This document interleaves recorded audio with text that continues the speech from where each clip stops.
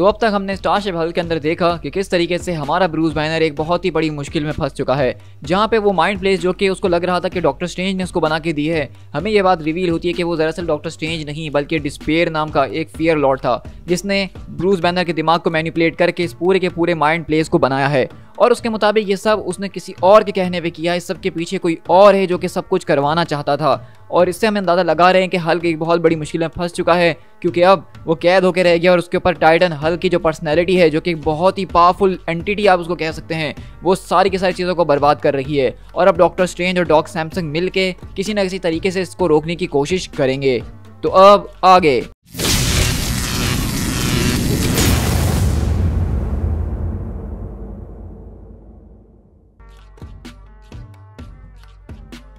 तो हमारी कहानी की स्टार्ट होती है ब्रूस बैनर के माइंड के अंदर, जहां हम देखते हैं कि ब्रूस इस वक्त जकड़ा हुआ है अपने ही खुद के माइंड के अंदर और वो सोच रहा है कि वो कितना ज़्यादा अकेला है और क्या सब कुछ इसी तरीके से ख़त्म होना था कि वो अपने ही दिमाग की दीवारों के अंदर कैद हो जाएगा और अपनी आंखों से देखेगा कि किस तरीके से उसकी बॉडी जो है वो एक कहर मचा रखी है। जहाँ पे हम देखते हैं कि बेसिकली हल्क प्लेनेट के ऊपर वो जो मोनोलिथ होती है, टाइटन हल्क ने अब उसकी शक्तियों को भी अपने अंदर खींचना शुरू कर दिया। वो उसकी गामा एनर्जी को भी चूस रहा है ताकि ताकतवर पे ताकतवर हो सके। और वहीं से वो कहता है कि डिस्पेयर मेरे गुलाम, इस प्रिजनर के ऊपर जरा नजर रखना, एक बार इसकी एस्ट्रल फॉर्म इसकी बॉडी में लौट कर वापसी आ जाए तो तुम इसको फिर डिस्ट्रॉय कर सकते हो, तब तक मैं इस पूरी दुनिया का गामा चूस लेता हूँ। और इस तरह डिस्पेयर कहता है कि यस माय लॉर्ड, जैसा आप कहें। और इस तरह डॉक्टर स्ट्रेंज को वो आके डिस्पेयर पकड़ता है और कहता है तुम्हें क्या वाकई लग रहा था कि तुम इतने ज़्यादा पावरफुल हो चुके हो स्ट्रेंज कि तुम मुझे यानी कि डिस्पेयर को एक ऑर्ब के अंदर कैद करके यहाँ पे लेकर आ सको? तुम्हें वाकई लगा था कि ये सब इतना आसान होगा? ये सब तुम सिर्फ इसीलिए कर पाए क्योंकि मैं हमेशा से ऐसा ही तुमसे करवाना चाहता था, मैं यहाँ पे आना चाहता था और इसीलिए तुम मुझे यहाँ पे लेकर आए हो। और अब मैं जानता हूँ कि सच सुनने के बाद तुम्हारी हवाइयाँ तो छूट ही गई होंगी, क्योंकि मेरे साथ भी कुछ ऐसा ही हुआ था जब पहली बार मैं इस पावर के साथ इंट्रोड्यूस करवाया गया था।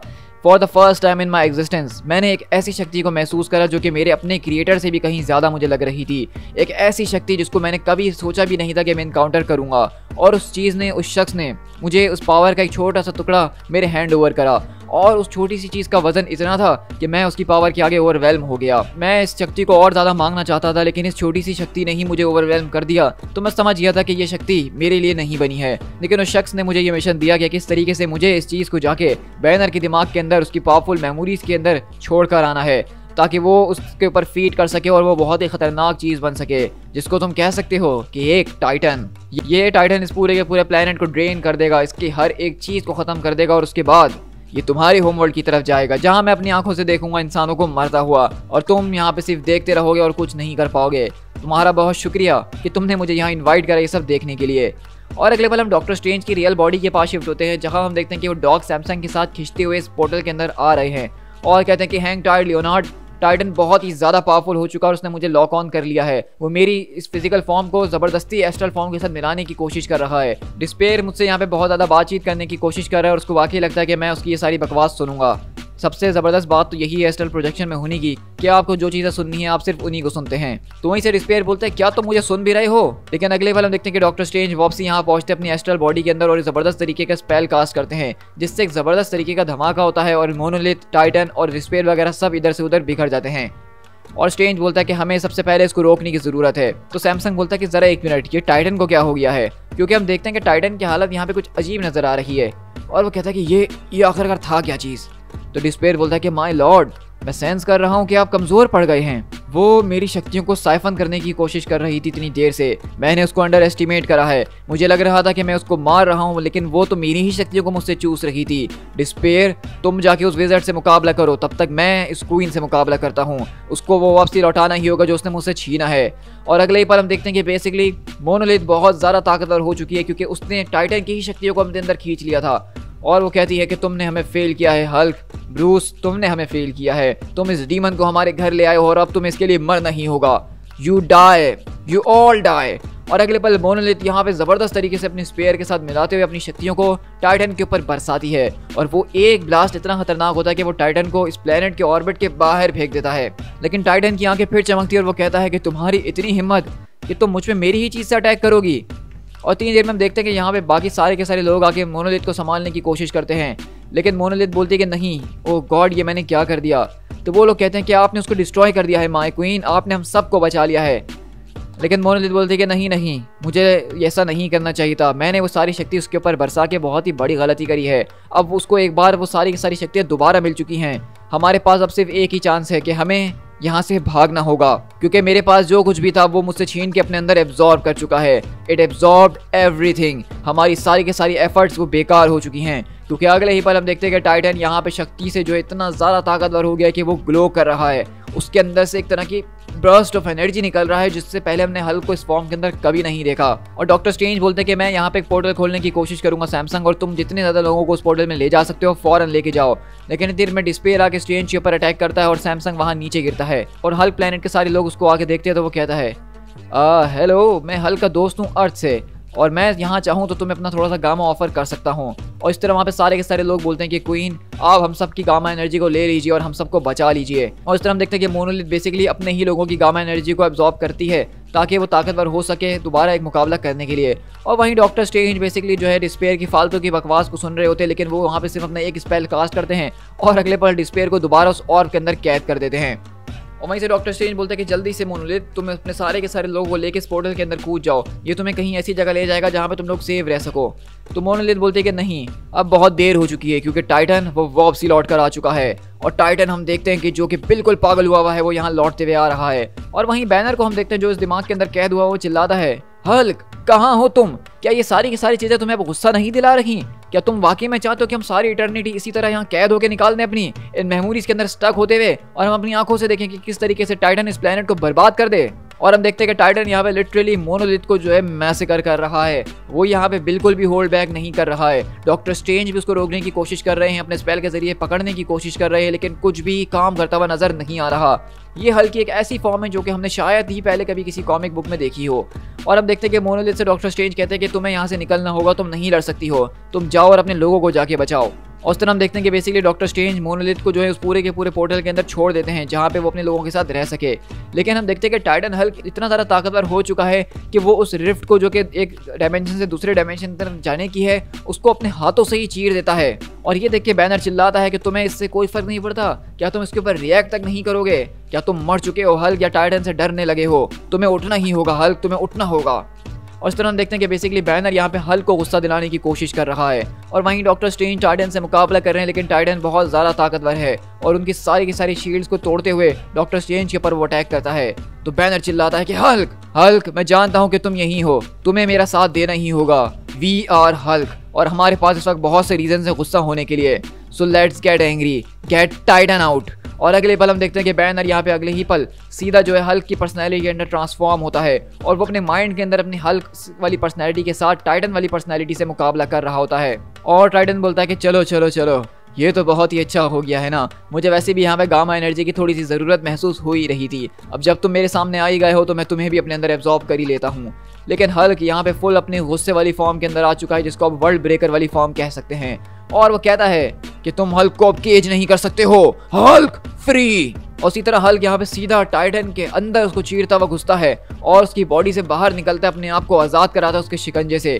और इसी तरह हम देखते हैं कि बेसिकली यहाँ पे हल्क जो है वो टाइटन की पर्सनैलिटी को लिटरली चीरता हुआ उससे बाहर निकलता है, और जब वो यहाँ बाहर निकलता है तो वो वापसी अपनी बैनर वाली फॉर्म के अंदर आके गिरता है, जिसको मोनालिथ अपने हाथों में ले लेती है। इसी के बाद हम देखते हैं कि बैनर की आंख खुलती है जहाँ वो अपने आप को अर्थ के ऊपर पाता है, और उसके साइड कबर्ड के ऊपर एक छोटा सा लेटर मौजूद होता है जो कि डॉग सैमसंग की तरफ से छोड़ा गया, और उसके अंदर लिखा कुछ इस तरीके से है, ब्रूस डॉग सैमसंग हियर। मैं जानता हूँ कि जब तुम होश में आओगे तो तुम्हें चीज़ों को समझने में और अपनी रेगुलर लाइफ के अंदर जाने में थोड़ी सी परेशानी ज़रूर आएगी। Welcome back to Earth. I hope कि तुम्हें यहाँ पे स्ट्रेंज एकेडमी के अंदर बहुत ही ज़्यादा अच्छा महसूस होगा, और जब तुम तैयार हो जाओ यहाँ से जाने के लिए तो तुम यहाँ आज़ादी से जा सकते हो जब तुम्हारा दिल चाहे। तो इस सब की शुरुआत में इस तरीके से करता हूँ कि तुम्हें इन सारी की सारी चीज़ों के लिए ब्लेम नहीं किया जाने वाला, जो कुछ भी हुआ है तो तुम्हें ये बात समझ लेनी चाहिए। जो कुछ भी हल्क प्लेनेट के ऊपर हुआ या फिर एल पासो के अंदर हुआ, हम सब जानते हैं कि उसके अंदर तुम्हारी कोई गलती नहीं थी, बल्कि तुम्हें एक प्यादे की तरह किसी खतरनाक इंसान ने इस्तेमाल करने की कोशिश करी थी, और तभी तुम इस पूरे के पूरे पाथ ऑफ डिस्ट्रक्शन के ऊपर आए थे ब्रूस। डॉक्टर स्ट्रेंज ने तुम्हारे दिमाग का एक बहुत ही ज़्यादा डीप असेसमेंट किया है ताकि वो इस बात को मेक श्योर कर सकें कि वो इन्फेक्शन दोबारा वापसी लौट कर ना आ जाए, जिसकी वजह से ये सब कुछ हुआ था। अभी के लिए तो तुम बिल्कुल सेफ हो और तुमसे किसी को खतरा नहीं है, और देखा जाए तो एंड में वो तुम ही थे जिसने हम सबको बचाया, तुम और वो तुम्हारा बिग गाय ऑफ कोर्स। हर कोई इस बारे में अब जानता है कि तुमने जो कुछ भी करा उसके अंदर तुम बिल्कुल बेगुनाह थे और तुम किसी हीरो से कम नहीं हो और तुम्हें डिस्पेयर की परवाह करने की तो कोई ज़रूरत ही नहीं है। डॉक्टर स्ट्रेंज ने इस बात की श्योरिटी दी है कि वो अब से किसी के लिए या तुम्हारे लिए बिल्कुल भी कोई प्रॉब्लम नहीं होगा। और अगर दूसरी खबर की बात करें तो मैं अभी भी हल्क प्लेनेट के ऊपर ही मौजूद हूँ। मैं वहाँ पर उस प्लेनेट को खड़ा करने में उनकी दोबारा से मदद कर रहा था, क्योंकि तुम तो जानते हो ना कि उन्होंने बहुत कुछ खोया था, लेकिन हम सब मिलकर दोबारा खड़ा कर ही देंगे। मोनोलिथ तुमसे मिलना चाहती है ब्रूस। मोनोलिथ जो है वो तुमसे मिलना चाहती है ब्रूस, और घबराने की ज़रूरत नहीं है, उसको मैंने इस पूरी की पूरी चीज़ के बारे में बता ही दिया है। तो इसलिए जब तुम वहाँ पे आओगे तो डरने की कोई ज़रूरत नहीं है। और जब तुम्हें लगे कि तुम यहाँ आने के लिए तैयार हो तो तुम्हारे ड्रॉअर के अंदर मैंने एक चाबी छोड़ी है जो कि एक रियल स्पेसशिप की है, जिसके ज़रिए तुम यहाँ तक आ सकते हो। तुम्हें कोई खतरनाक तरीके की सर्जरीज करने की ज़रूरत नहीं स्पेस में जाने के लिए। तो मैं चाहूँगा कि तुम कभी प्लेनेट हल्क के ऊपर आओ, हमसे मिलो और देखो कि यहाँ पे बहुत जल्द दोबारा से गॉड बॉल शुरू होने वाला है और उसको तुम काफ़ी ज़्यादा एंजॉय करोगे ही। वो बता रहे थे मुझे कि तुम बहुत ही ज़्यादा ज़बरदस्त तरीके से इस गेम को खेलते हो, लेकिन इस वाले गेम के लिए मैं कहूँगा कि हल्क को हमें साइड पे ही बिठा देना चाहिए। और मैं तुम्हें याद दिलाता चलूँ कि मैं अब बिल्कुल भी वैसा नहीं दिखता हूँ जिस तरह कि तुमने मुझे उस स्टारशिप हल्क के एक प्रोजेक्शन रूम के अंदर बनाया हुआ था। अब मैं एक तरह का जायंट ग्रीन सास्क्वाच बन चुका हूँ। वो टाइटन शक्ति जो कि तुमसे बॉन्ड हो गई थी, वो तुम्हारे उन सारे के सारे ट्रॉमास को जो है सेंटर कर रही थी, वो अभी भी वहीं पे मौजूद है अनफॉर्चुनेटली। लेकिन स्टीवन इस बात का ख्याल रखते रहेंगे कि वो पर्सनैलिटीज़ वो सारी की सारी चीज़ों के ऊपर हावी ना हो टाइटन पर्सनैलिटी, और वो रेगुलरली तुम्हारे माइंड का स्कैन करते रहेंगे। तुम्हें अपने आप को तुम्हें अपनी मेडिटेशंस को रखना होगा, तुम्हें अपनी मेडिटेशंस को रेगुलर रखना होगा। तुम्हें काम रहने की ज़रूरत होगी और उन चीज़ों से दूर रहना होगा जो चीज़ें तुम्हें ट्रिगर कर सकती हैं या उस चीज़ को ट्रिगर कर सकती हैं जिसका इससे कुछ लेना देना है। देखो, मैं कोई एक्सपर्ट नहीं हूँ इस पूरी की पूरी फील्ड के अंदर कि पावरफुल बीइंग्स को जब ट्रॉमा से ट्रिगर किया जाता है तो वो कैसे रिएक्ट करती हैं, लेकिन मैं ट्रॉमा के साथ ज़रूर फेमिलियर हूँ क्योंकि ये मेरा काम रह चुका है। कुछ ट्रॉमास ऐसे होते हैं जो कि आपके अंदर सालों से मौजूद होते हैं और वो कभी किसी को नुकसान नहीं देते हैं, कभी वो पता तक नहीं चलते हैं, लेकिन सडनली कोई ऐसी छोटी सी चीज़ भी उनको ट्रिगर कर सकती है और तब सब कुछ बदल के रह जाता है हमेशा के लिए। लेकिन अभी के लिए मैं तुमसे यही कहूँगा कि तुम इस बारे में ज़्यादा सोचो नहीं। जो हुआ वो कल हुआ था और अब जो आगे होगा उसको हम मिलकर देख ही लेंगे। और इसी तरह हम देखते हैं कि जब ये कहानी खत्म हो रही होती है तो हम देखते हैं कि टाइटन हल्क की पर्सनैलिटी जो कि अब खत्म हो चुकी है, जो कि एक तरह से कैद हो चुकी है, उसकी आंख के अंदर से एक चीज़ गिरती है और ये चीज़ वही है जो कि बेसिकली डिस्पेयर को दी गई थी हल्क के दिमाग के अंदर रखने के लिए। ये एक छोटी सी पावर है जिसने हल्क की इस टाइटन हल्क वाली पर्सनैलिटी को क्रिएट किया था और अभी टाइटन हल्क के अंदर से गिरती है और निकलते हुए बाउंस करते हुए एक ग्रीन डोर की तरफ जाती है, जहाँ हम देखते हैं कि वहाँ पे एक अजीबो गरीब सा ग्रीन हाथ उसको अपने पास उठाता है और हम देखते हैं कि दरअसल वो कोई और नहीं, ग्रीन डोर के अंदर मौजूद द लीडर होता है और वही था दरअसल इन सारी की सारी चीज़ों के पीछे जिसने हल्क को इस पूरे के पूरे ट्रॉमा, इस टाइटन हल्क की पर्सनैलिटी और स्टारशिप हल्क को हमारे सामने लेकर आया था। दी एंड। सो गाइस, यहाँ पे हमारे पास हमारे इस पूरे के पूरे हल्क के सारे इश्यूज का एंड होता है। अब अफसोस के साथ ये पूरी की पूरी कॉमिक बुक सीरीज़ का यहाँ पे एंड कर दिया जाता है क्योंकि जो उसके राइटर डॉनी केट्स है वो अब कुछ टाइम के लिए मार्वल कॉमिक्स को छोड़ रहे थे लिखने के लिए, तो इस वजह से इस सीरीज़ को यहीं पे एंड करके इसको एक तरह से क्लिफ हैंगर के ऊपर छोड़ दिया गया है। और अब इसके बाद एक नए राइटर आएंगे जो कि इसके आगे की हल्क की स्टोरी को कंटिन्यू करेंगे और वो किस डायरेक्शन में हल्क की स्टोरी को लेके जाएंगे इसके बारे में हमें कुछ नहीं पता। लेकिन इसकी एंडिंग के ऊपर मैं थोड़ी सी बात करना चाहूँगा कि दरअसल यहाँ पे जिस लीडर को हमने देखा जो कि ग्रीन डोर के अंदर से सब कुछ कर रहा था, इसकी स्टोरी कनेक्ट होती है जाके इमॉर्टल हल्क वाली कॉमिक बुक सीरीज़ के साथ, जो कि इससे पहले एक चलने वाली बहुत ही ज़्यादा पॉपुलर हल्क की सीरीज़ थी जिसके अंदर हमने ब्रूस बैनर को मरने के बाद बॉब्सी रिटर्न होते हुए देखा था 3-4 साल के बाद। हमने ग्रीन डोर के बारे में जाना था, हमने कॉस्मिक एंटिटी के बारे में जाना था जिसका नाम वन बिलो ऑल था, और हमें उसके एंड में ये भी रिवील हुआ था कि वो वन बिलो ऑल दरअसल कुछ और नहीं बल्कि वन अबव ऑल ही है और वही हल्क की सारी पावर का सोर्स है। इसी वजह से हल्क को जो है वो लिमिटलेस माना जाता है, उसकी शक्तियों की, उसकी पावर की कोई लिमिट नहीं है।